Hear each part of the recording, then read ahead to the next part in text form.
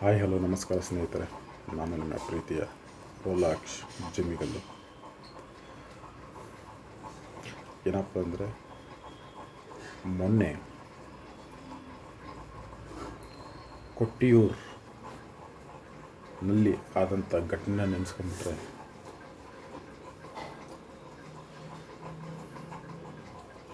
ನಮ್ಮ ಕೆಲವೊಂದು ವಿಷಯಗಳನ್ನ ಹೇಳ್ಬೇಕು ಅನ್ನಿಸ್ತು, ಹೇಳ್ತಾ ಇದ್ದೀನಿ. 100% ನೋಡಿ. ಕೊಟ್ಟಿಯೂರಲ್ಲಿ ನಮ್ಮ ಕೇರಳದ ಮೂಲದ ಒಂದು ಕೊಟ್ಟಿಯೂರನ್ನೋ ಊರಲ್ಲಿ ಒಂದು ದೇವಸ್ಥಾನ ವರ್ಷಕ್ಕೆ 28 ಬಾರಿ ಓಪನ್ ಆಗುತ್ತಷ್ಟೇ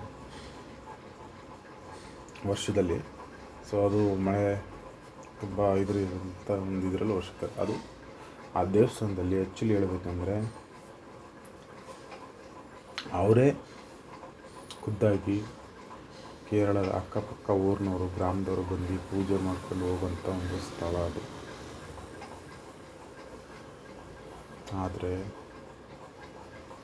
ಕೆಲವರು ಕನ್ನಡದವರು ಹೋಗಿ ಅಲ್ಲಿಗೆ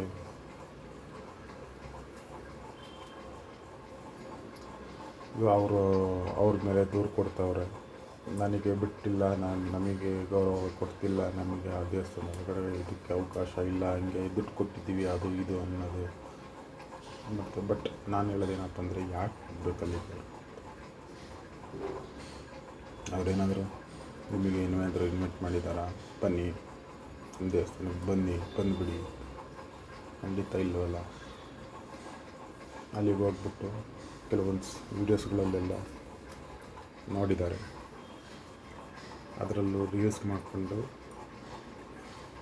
ಇದು ಮಾಡ್ತಾರೆ. ಬಟ್ ಅವೆಲ್ಲ ಹೋಗ್ಬಾರ್ದು ಅಂತ ನನ್ನ ಅಭಿಪ್ರಾಯ. ಸೊ ಅಲ್ಲಿಗೆ ಹೋಗೋದು ಯಾಕೆ? ಅಲ್ಲಿಗೆ ಹೋಗಿ ನೀವು ಜಗಳ ಮಾಡೋದು ಯಾಕೆ? ಸೊ ಅದನ್ನು ಮಾಡಬಾರ್ದು. ದೇವಸ್ಥಾನಗಳು ಎಲ್ಲ ಕಡೆಯೂ ಇರುತ್ತೆ, ಓಡಾಡಿ. ಅಲ್ಲಿಗೆ ಹೋಗ್ಬಿಟ್ಟು ರೀಲ್ಸ್ ಮಾಡಿ ಅವ್ರ ಬಗ್ಗೆ ಯಾಕೆ ದೂರ ಕೊಡ್ತೀರಿ?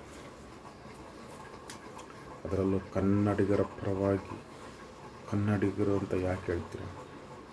ನೀವು ತಾನೇ ಹೋಗಿರೋದು. ನಿಮ್ಮ ಫ್ಯಾಮಿಲಿಗೂ ಹೋಗ್ಬಿಟ್ಟು ಈಗ ಕನ್ನಡಿಗರ ಮೇಲೆ ಕನ್ನಡಿಗರು ಅದು ಇದು ಅಂತ ಯಾಕೆ ಕನ್ನಡಿಗರ ಮೇಲೆ ಹೇಳ್ತೀರ?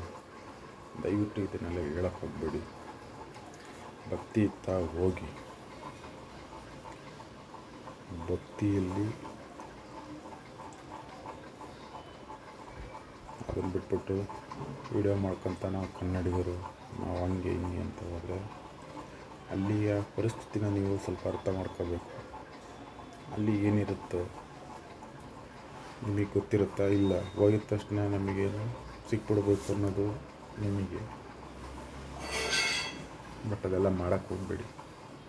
ದಯವಿಟ್ಟು ಒಳ್ಳೆಯವರಾಗಿ ಹೋಗ್ಬೇಡಿ ಅಂತ ಹೇಳ್ತಾ ನಿಮ್ಮ ರೋಲಾಕ್ಷ್ ಜಿಮ್ಮಿಗಲ್ಲು ಮಾಡುವ ವಂದನೆಗಳನ್ನ ತಿಳಿಸ್ತಾರೆ ಮುಗಿಸ್ತಾ ಇದ್ದೀನಿ.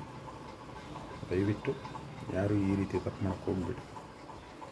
ಎಲ್ಲರಿಗೂ ನಂಬಿಕೆ ಇರುತ್ತೆ, ನಂಬಿಕೆ ಹೆಸರಲ್ಲಿ ಇದನ್ನೆಲ್ಲ ಮಾಡೋಕ್ಕೆ ಹೋಗ್ಬೇಡಿ. First of all thank you.